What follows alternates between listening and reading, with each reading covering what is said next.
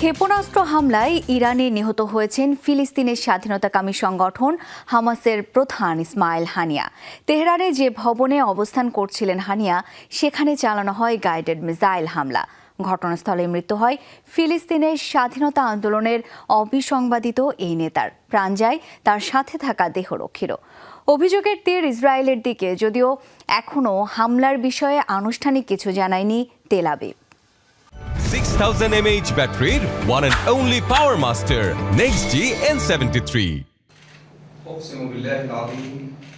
রাজনৈতিক, কূটনৈতিক, সামরিক সহ নানা কারণেই ইরান সফর করেছেন হামাস নেতা ইসমাইল হানিয়া। এবারও দেশটির নতুন প্রেসিডেন্ট মাসুদ পেজেশকিয়ানের অভিষেক অনুষ্ঠানে যোগ দিতে তেহরানে যান হামাস নেতা। কিন্তু কে জানতো এটি হবে তার জীবনের শেষ সফর? মঙ্গলবার গভীর রাতে তেহরানের একটি ভবনে চালানো হয় গাইডেড মিসাইল হামলা। ওই ভবনেই দেহরক্ষী সহ অবস্থান করছিলেন হামাস প্রধান ইসমাইল হানিয়া। এর আগে বহুবার হামলা থেকে বেঁচে ফিরলেও এ যাত্রায় শেষ রক্ষা হয়নি তার। ক্ষেপণাস্ত্রের আঘাতে মৃত্যুর কোলে ঢলে পড়েন গাজার অবিসংবাদিত এই নেতা। প্রাণ হারান সাথে থাকা দেহরক্ষীও।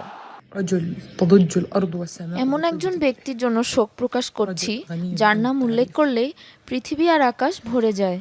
তিনি আমার শ্বশুর, সুপরিচিত একজন মানুষ। শহীদ হয়ে ছেলের কাছে ফিরে গেলেন তিনি। খুবই যন্ত্রণাদায়ক অনুভূতি, কিন্তু পৃথিবীটা নশ্বর। আল্লাহর কাছেই আমাদের ফিরে যেতে হবে, এই ভেবেই সান্ত্বনা দিচ্ছি। বরাবরের মতোই অভিযোগের তীর চিরশত্রু ইসরায়েলের দিকে। ইরানি ভূখণ্ডে গুপ্ত হত্যার শিকার হানিয়ার মৃত্যুর উপযুক্ত শাস্তি দিতে প্রস্তুত তেহরান, এমনটাই জানিয়েছেন দেশটির সর্বোচ্চ ধর্মীয় নেতা। এই সন্ত্রাসী ইহুদি রাষ্ট্র আমাদের ভূখণ্ডে আমাদের প্রিয় অতিথিকে হত্যা করেছে, যা ইরানকে গভীর শোকাহত করেছে। কিন্তু এ ঘটনা ইসরায়েলকে কঠোর শাস্তি দেওয়ার কারণ হয়ে দাঁড়িয়েছে।